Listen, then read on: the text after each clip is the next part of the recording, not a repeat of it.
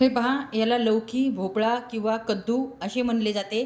तर या कद्दूचे भोपळ्याचे आपण पुढचे आणि मागचे आपण कट करून घेतले आहे. हे पहा अशा प्रकारे. आणि आता आपल्याला हा मस्तपैकी स्वच्छ अगोदरच आपण धुवून घेतलेला आहे. तर आता हा कद्दू आपण खिसून घेणार आहोत. अतिशय पौष्टिक अशी रेसिपी आज मी तुमच्यासाठी घेऊन आलेली आहे. हे पहा अशा प्रकारे हे कद्दू आपण खिसून घ्यायचं आहे. या कद्दूची भाजी खायला सर्वजण कंटाळा करतात. तर अशा प्रकारचे कद्दूची तुम्ही थालीपीठ करू शकता. थालीपीठ म्हणा किंवा धपाटे म्हणा. मुलांना किंवा सर्वांनाच अशा प्रकारचे कद्दूची भाजी कोणालाच आवडत नाही. त्यामुळे तुम्ही जर असे धपाटे केले तर सर्वांनाच हे धपाटे आवडीने खातील आणि मुलांना कळणारसुद्धा नाही की तुम्ही हे धपाटे कशाचे केले आहेत. पाहू शकता मस्त आपण हा लौकी अर्धा खिसून घेतलेला आहे आणि अर्धा शिल्लक आहे. मी हा फ्रीजमध्ये ठेवणार आहे. आपल्या ह्या लौकीच्या खिसामध्ये आपल्याला एक वाटी म्हणजे एक फुलपात्र घेतलेले आहे. एक फुलपात्र गव्हाचे घ्यायचे आहे आपल्याला आणि एक फुलपात्र आपण ज्वारीचे घेणार आहोत. समप्रमाणात आपल्याला घ्यायचे आहे. घेणार आहोत. चवीनुसार मीठ घालणार आहोत. तिखटासाठी तुम्ही येथे लाल तिखट पण टाकू शकता, पण मी हिरवी मिरची आणि लसणाची असा पेस्ट तयार केलेली आहे. हिरवी मिरची, कोथिंबीर चिरून बारीक आपण यामध्ये घालणार आहोत. आणि यामध्ये घालणार आहोत आपण एक चमचा हळद घालणार आहोत आणि 1 चमचा जिरेपूड घालणार आहोत. या लौकीच्या खिसमध्ये भरपूर पाणी असते, त्यामुळे अगदी थोडे पाणी घालत आपण हे पीठ मळून घेणार आहोत.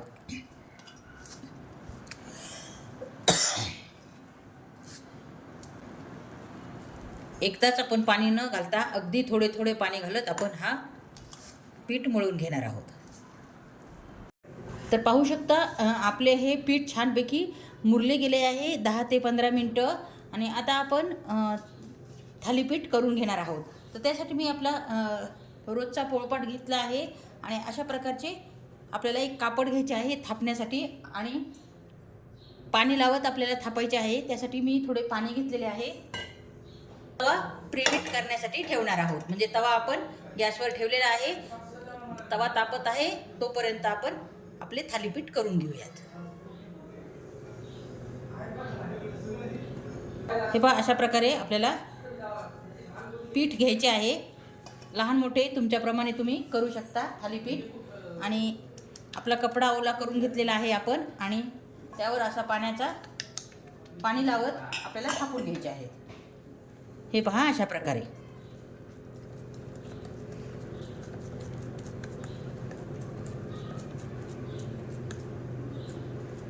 हे पहा मस्तपैकी सर्व साईडने मी छानपैकी थापून घेतलेले आहेत एकदम बारीक. आणि त्यानंतर आपण अशामध्ये आपण होल पाडणार आहोत म्हणजे छान आपले थालीपीठ भाजले जातात. चला मग आपण थापून झाले आहेत तर आता आपण हे भाजून घेऊयात. आपण छान तापला गेला आहे. अगदी थोडे आपण तेल घालणार आहोत प्रथम आणि त्यानंतर आपण हे थालीपीठ घालणार आहोत. तर पाहू शकता पाणी लावल्यामुळे अलगद आपले हे कपडा हा निघलेला आहे. पाहू शकता. आणि अगदी थोडे आपण तेल सोडून घेणार आहोत आणि थोडं पाण्याचा शितोडा देणार आहोत. आणि अगदी 2 ते 3 मिनिटं आपण झाकून ठेवणार आहोत म्हणजे वरची साईड आपली छानपैकी मऊ होते. अगदी 2 मिनिटातच आपले हे छानपैकी वरचे शिजले गेले आहे आणि आपण हे उलटून घेणार आहोत. तर पाहू शकता किती मस्त कलर आला आहे आपल्या थालीपीठला. आणि अशा प्रकारे थोडे तेल सोडून घ्यायचे आहे आपल्याला. कुरकुरीत आणि खुसखुशीत आपल्याला हे थालीपीठ भाजून घ्यायचे आहेत मस्तपैकी. हे पहा दुसऱ्या साईडने पण छान आपले खरपूस भाजला गेला आहे. छान असे खरपूस भाजले चवीला एकदम मस्त असे लागतात. तर पाहू शकता आपल्या थालीपीठला किती मस्त कलर आला आहे. तर दोन्ही साईडनी पण छानपैकी आपण भाजून घेणार आहोत. हे पहा दोन्ही साईडनी पण छान आपले भाजला गेला आहे. तर हे आता आपण काढून घेऊयात.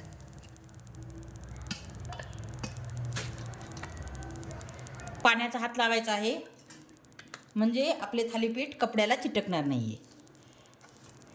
आणि असंच थोडासा गोळा घेत आपण करणार आहोत.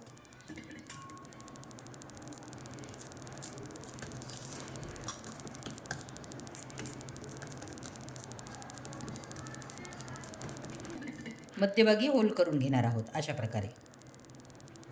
चला मग हा पण आपण थापून घेतलेला आहे. तर आता आपण हा पण भाजून घेऊयात.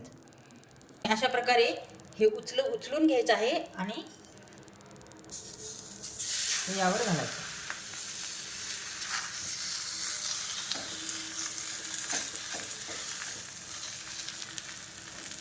आहे पहिल्यासारखेच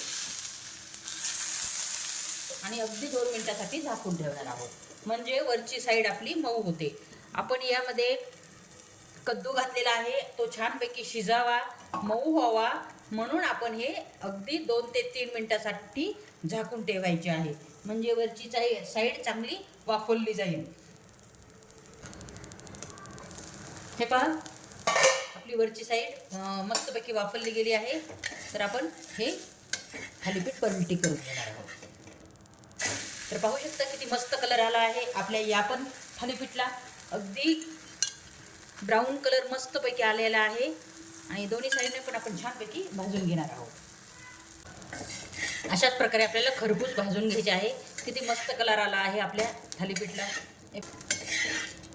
हे पहा मस्तपैकी खुसखुशीत आपले हे थालीपीठ भाजले गेले आहे. तर हे पण मी आता काढून घेत आहे.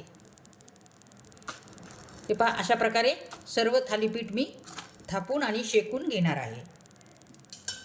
पाहू शकता आपले हे पूर्ण लौकीचे धपाटे रेडी झाले आहेत. पाहू शकता किती दिसायलाच किती टेम्पटिंग असे दिसत आहे.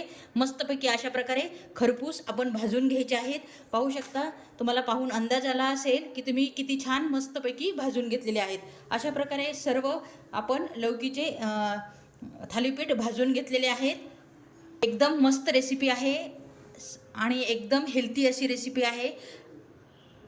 तर पाहू शकता आपले हे लौकीचे थालीपीठ आपले रेडी झाले आहेत. एकदम खुसखुशीत आपण हे रेडी केले आहे. अतिशय चविष्ट अशी रेसिपी आहे. तुमच्यासाठी मी आज एकदम हेल्थी रेसिपी घेऊन आली. हे लौकी खाण्यासाठी सर्वजण नाक मुरडतात. त्यांना लहानापासून तर मोठ्यांना कोणालाच भोपळ्याची किंवा लौकीची भाजी आवडत नाही. तर तुम्ही अशा प्रकारचे जर थालीपीठ बनवले तर त्यांना कळणारसुद्धा नाही की ही थालीपीठ आपण कशाचे बनवलेले आहेत.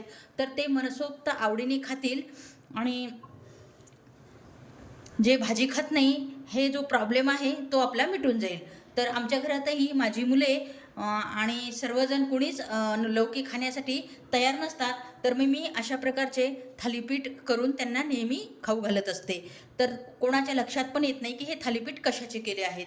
तर हे थालीपीठ एकदम आपल्या शरीरासाठी आपल्या हृदयासाठी तर खूपच वरदान आहे. त्यामुळे तुम्ही नक्कीच अशा भाजी खात नसेल घरातली मंडळी किंवा लहान लेकरं जर भाजी खात नसेल तर तुम्ही अशा प्रकारचे थालीपीठ करून नक्की त्यांना खाऊ घालू शकता.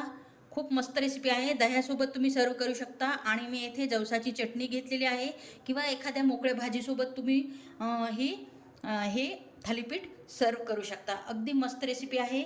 नक्की ट्राय करा आणि मला सांगा की तुमचे थालीपीठ कसे झाले आहेत. पुन्हा भेटू अशाच एका छानशा रेसिपीमध्ये. तोपर्यंत नमस्कार.